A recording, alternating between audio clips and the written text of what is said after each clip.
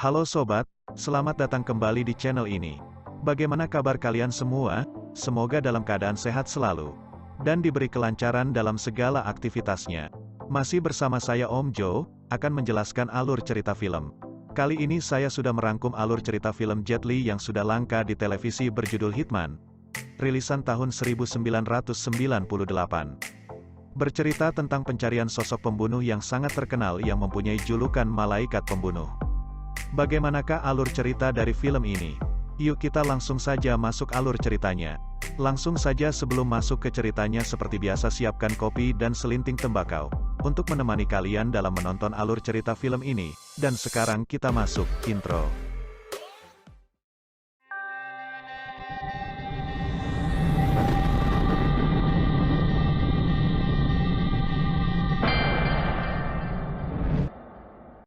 Film diawali dengan memperlihatkan seorang pria tua kaya raya, bernama Sukamoto, yang curiga bahwa seseorang akan membunuhnya. Oleh sebab itu, para anak buahnya disiagakan untuk menjaganya. Tidak lama kemudian listrik di ruangannya mati dan satu persatu anak buah dari Sukamoto dilumpuhkan oleh sosok misterius.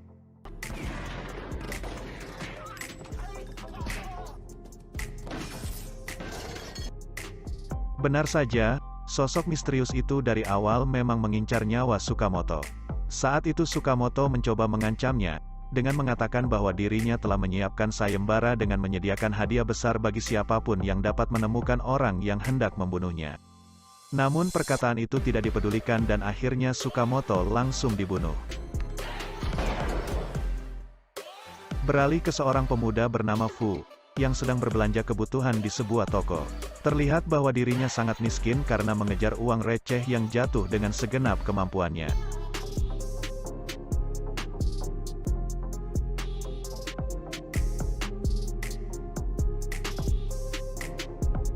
Fu hidup dengan sangat sederhana, di rumah susun yang sempit bersama beberapa orang, untuk mendapatkan pekerjaan.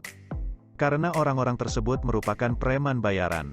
Di sana Fu sangat diremehkan karena merupakan anggota baru. Walaupun sebetulnya dirinya adalah mantan prajurit segitiga emas yang terkenal akan ketangguhannya.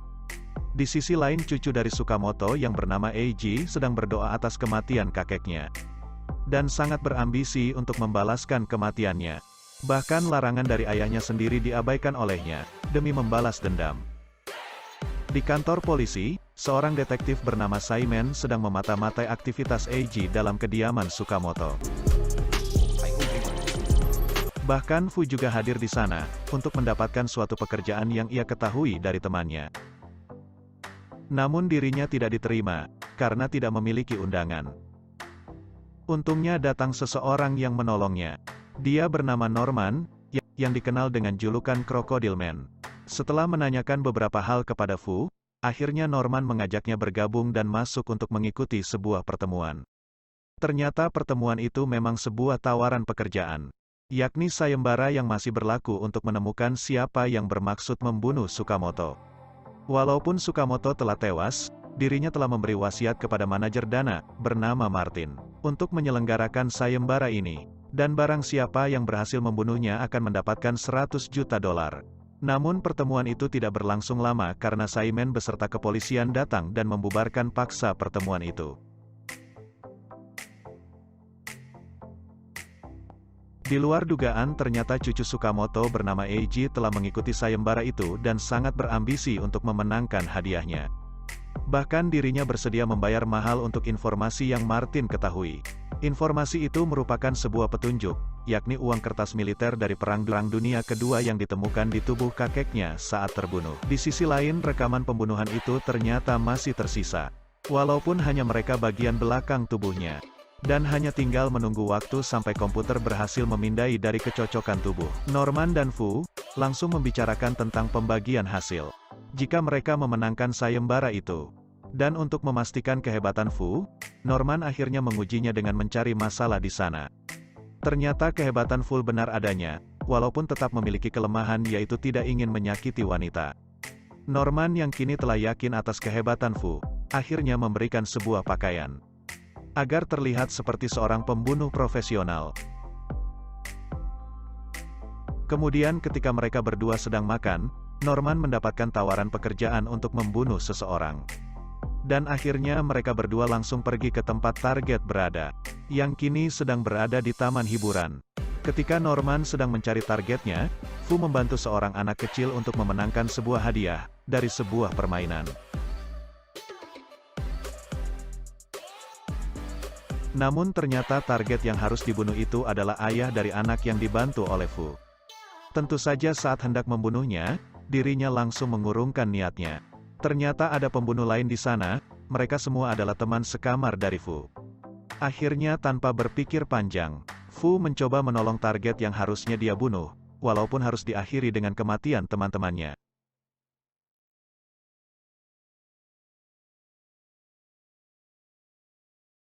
Fu dan Norman akhirnya dibawa ke kantor polisi untuk diinterogasi. Untungnya mereka berdua tidak ditahan, karena anak perempuan Norman yang merupakan pengacara muda bernama Kiki, datang untuk menjaminnya. Namun walaupun mereka berdua akhirnya dibebaskan, Simon tetap mengabaikan Norman dan mencurigai Fu. Seakan ada yang aneh darinya. Di luar kantor polisi, ternyata target pembunuhan itu datang untuk berterima kasih dan memberi Fu imbalan, namun tentu saja Norman mengambil sedikit bagiannya, karena telah gagal membunuhnya. Ketika dalam perjalanan, Fu diturunkan di jalan oleh Norman, dan akan menghubunginya jika memerlukan bantuannya. Namun pada saat sampai di rumah ternyata Fu sudah ada di sana. Karena dirinya diam-diam telah mengikutinya. Karena Fu sekarang tidak mempunyai tempat tinggal, terpaksa Norman mengizinkan untuk menginap selama Kiki masih tinggal di asrama. Walaupun sebetulnya dia izinkan dengan penuh terpaksa. Dan lucunya lagi, Norman dengan percaya diri mengajari Fu cara untuk menjadi seorang pembunuh. Yak itu semua telah dipelajarinya dari dalam buku. Bahkan dirinya menunjukkan senjatanya yang kini telah berkarat. Ketika Kiki kembali ke rumah untuk mengambil barang-barangnya, dirinya melihat Fu telah berada di kamarnya. Dan setelah itu mengajak Fu untuk pergi ke suatu tempat. Ternyata alasan Kiki mengajaknya pergi, adalah untuk menggali informasi melalui tentang apa yang kini sedang dilakukan oleh ayahnya. Dan karena selama ini ayahnya selalu membuat keonaran, akhirnya Kiki meminta Fu untuk menjadi mata-matanya. Sekembalinya Fu ke rumah, Fu langsung diajak oleh Norman untuk menemui Martin. Karena mendapatkan informasi baru, sebetulnya Martin hanya mencari uang dari mereka, dengan membocorkan informasi yang sudah kadaluarsa, yaitu petunjuk tentang uang kertas kuno yang terdapat pada jasad Sukamoto. Namun walaupun belum terbukti kebenarannya, Martin mempunyai kesimpulan bahwa besar kemungkinan Sukamoto dibunuh oleh pembunuh terkenal yang dijuluki sebagai malaikat pembunuh. Dia selama ini selalu bekerja sendiri dan telah menghabisi puluhan orang. Walaupun sebetulnya para korbannya memang pantas mati karena kejahatannya, Martin juga menambahkan bahwa dia membunuh tanpa bayaran, membunuh para pelanggar hukum demi menyebarkan keadilan. Setelah pembicaraan itu selesai, Fu mengatakan kepada Norman untuk mengikuti pergerakan dari Eiji, karena dirinya selalu menjadi orang pertama yang membeli informasi dari Martin. Berhari-hari mereka berdua memata-matai Eiji, hingga akhirnya, mereka menemukan bahwa petunjuk uang kertas itu mengarah kepada seseorang, yaitu orang tua bernama Ling, yang kini hidup sebatang kara. Dengan cepat mereka mengikuti pergerakan Eiji dan ketika mereka semua sampai, para anak buah Eiji langsung menuju kamar Mr. Ling. Namun ketika masih mencari keberadaannya muncul seseorang yang mana itu merupakan pembunuh bayaran lain. Bersamaan dengan ditemukannya Mr. Ling, di tengah-tengah perkelahian itu, Fu dan Norman berusaha menyelamatkan Mr. Ling, sambil dikejar oleh anak buah Eiji, dan pembunuh bayaran lain yang membuatnya sempat terpojok. Namun Fu bereaksi dengan cepat dan berhasil membawa mereka keluar dari situasi tersebut. Pelarian mereka ternyata gagal, karena dihadang oleh anak buah Eiji yang terlihat sangat hebat. Dan demi meloloskan Norman, Fu akhirnya bertarung dengannya walaupun akhirnya harus kalah. Karena musuh menggunakan senjata rahasia.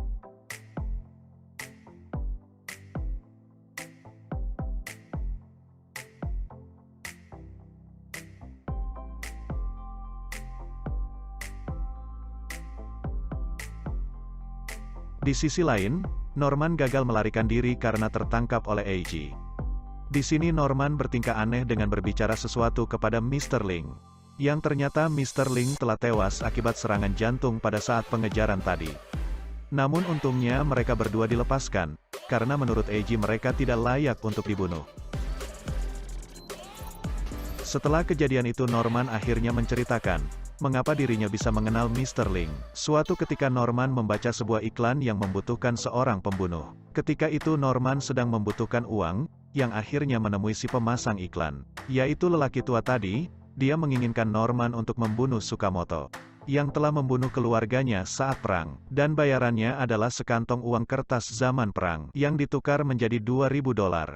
Yang setelah berita kematian Sukamoto, Mr. Ling menyetorkan uang itu kepada Norman karena dikira dialah yang telah membunuh Sukamoto. Dan ketika Norman akan menjelaskan kejadian yang sebenarnya itu semua sudah terlambat.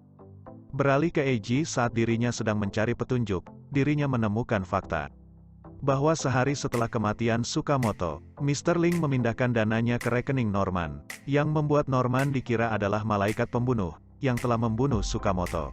Kembali ke Norman, saat itu dirinya melihat berita, bahwa apartemen tempatnya dahulu tinggal kini telah terbakar. Dan berkesimpulan bahwa semua pembunuh bayaran sudah mencurigainya. Dan beberapa saat kemudian kediaman mereka pun akhirnya diserang. Walaupun akhirnya mereka berhasil selamat. Sekarang nyawa Norman menjadi terancam, karena semua pembunuh bayaran yang menginginkan uang hadiah itu, kini mengira bahwa dirinya adalah malaikat pembunuh.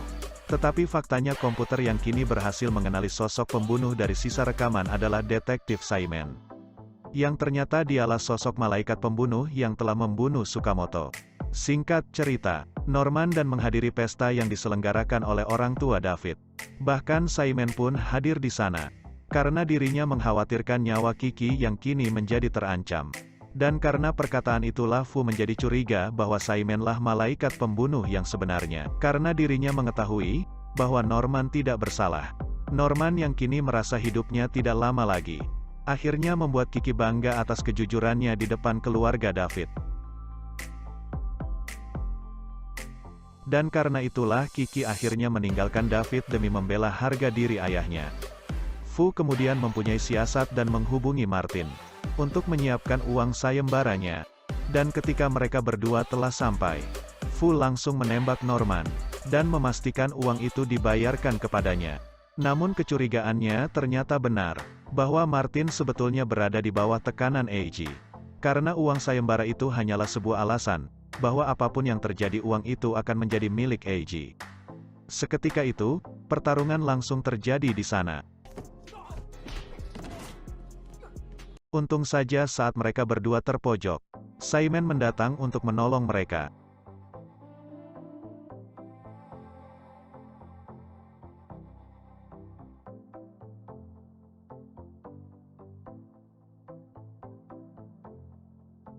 Kini mereka semua akhirnya mengetahui bahwa Simon adalah malaikat pembunuh yang sebenarnya. Oleh karena itu Eiji langsung berhadapan dengan Simon. Sedangkan Du dan Norman menghadapi anak buah Eiji yang lain. Fu kini dengan mudah menghadapi musuhnya, karena sudah mengetahui senjata rahasianya. Sedangkan, Norman mencoba mengalahkan musuh dengan trik konyolnya. Namun Simon yang kewalahan karena tidak memiliki senjata, akhirnya dibantu oleh Fu. Hingga semua anak buah Eiji berhasil dikalahkan.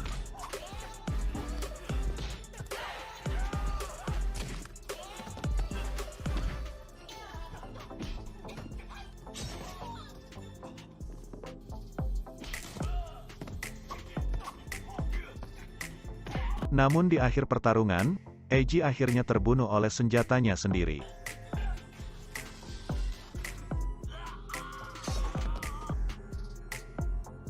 Setelah mereka semua berhasil dikalahkan, muncullah Martin karena Martin adalah orang yang mementingkan uang. Dirinya mengusulkan untuk mengarang cerita dengan memberitahu bahwa Eiji lah malaikat pembunuh yang sebenarnya, yang telah membunuh kakeknya sendiri dengan tujuan agar uang sayembara itu bisa dicairkan. Di akhir film, setelah Martin selesai membagi rata uang sayembara itu, Kiki akhirnya mengambil Fu sebagai agennya, agar ayahnya tidak membuat ulah lagi. Bahkan Simon pun akan pensiun dari pekerjaannya sebagai malaikat pembunuh. Karena dirinya telah menemukan pengganti yang cocok sebagai malaikat pembunuh selanjutnya, yaitu Fu. Terima kasih sudah menonton video ini sampai selesai. Sampai jumpa di video selanjutnya.